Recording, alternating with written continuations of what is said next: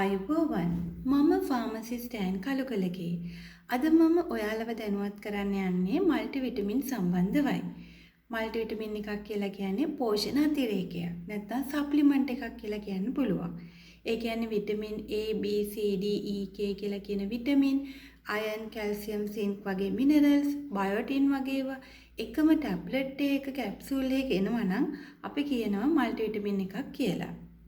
සාමාන්‍ය මල්ටිවිටමින් එකක් අපි ගන්නේ එනර්ජි එක බූස්ට් කරගන්න, ඉමුනිටි එක ඉම්ප්‍රූව් කරගන්න, ඒ කියන්නේ ප්‍රතිශක්තිකරණය වර්ධනය කරගන්න, hair, skin, nails වලට අපි මල්ටිවිටමින් ගන්නවා. මල්ටිවිටමින් එකක් ගන්නකොට බෙස්ම ටයිම් එක වෙන්නේ උදේ ආහාර වේලෙන් පස්සේ ගන්න.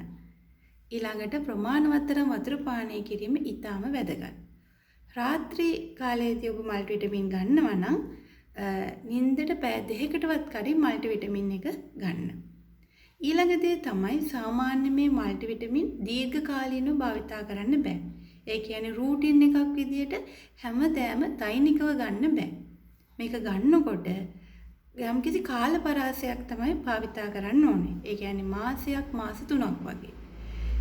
ඔයාලට යම්කිසි විටමින් ඩිෆිෂියන්සි එකක් තියෙනවා නම් වෛද්‍යවරයෙකුගේ අනුදැනුම ඇතුව දීර්ඝ කාලයක් භාවිතා කරන්න පුළුවන්.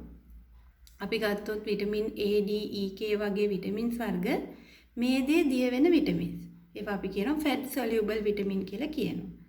එතකොට මේවා දීර්ඝ කාලීනව අපේ ශරීරයට ගත්තොත් සමහර වෙලාවට මේවා බොඩි ටිෂු වල විශේෂයෙන් අක්මාව, ඒ කියන්නේ liver එකේ තැම්පත් වෙන්න බලනවා. ඉතින් මේ විදියට විටමින්ස් ඩිපොසිට් වුණොත් ඒක ඔයාලගේ වෙන රෝගී තත්ත්වයන් වලට ගොදුරු වෙන්න පුළුවන්.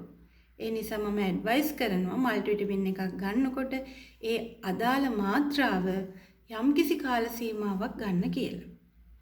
අනිත් එක පුංචි බබාලට, ප්‍රීමැචුවර් බේබීස්ලට, ඒ කියන්නේ අලුත උපන් බබාලට සමහර වෙලාවට වෛද්‍යවරයා අනුමත කරනවා සමහර මල්ටිවිටමින්. ඒතකොට ඒ අදාළ මාත්‍රාව විතරක් බබාට ඒ කාල සීමාව විතරක් දෙන්න. දීර්ඝ කාලීනව දිගටම භාවිතා කරන්න යන්න එපා.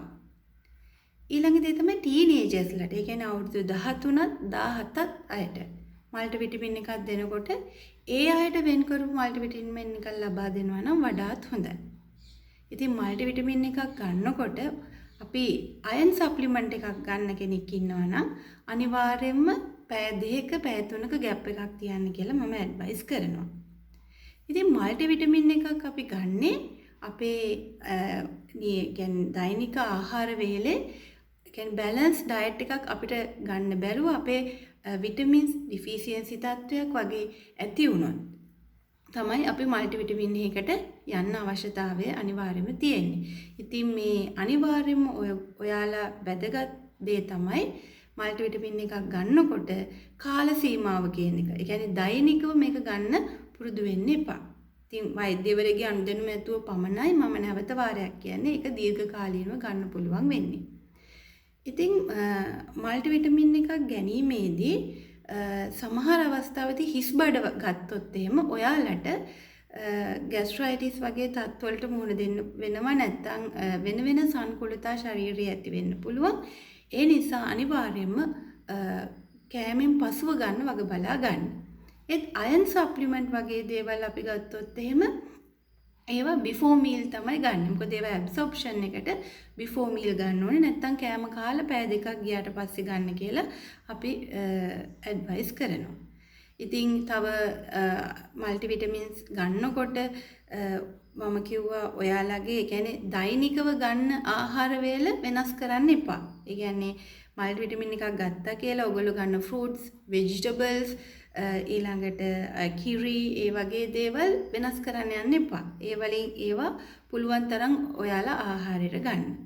ඉතින් මම ඔයාලව දැනුවත් කරනවා ඊළඟ වීඩියෝ වල තවත් මෙඩිසින් පිළිබඳව, මෙඩිසින් භාවිතා කරන විදිය ගැන, තව විටමින්ස් අපි ගත්තොත් ෆිෂ් ඔයිල් වගේ දේවල්, ඊවිනින් ප්‍රිම්රෝස් ඔයිල් වගේ දේවල් කොහොමද භාවිතා කරන්න කියලා.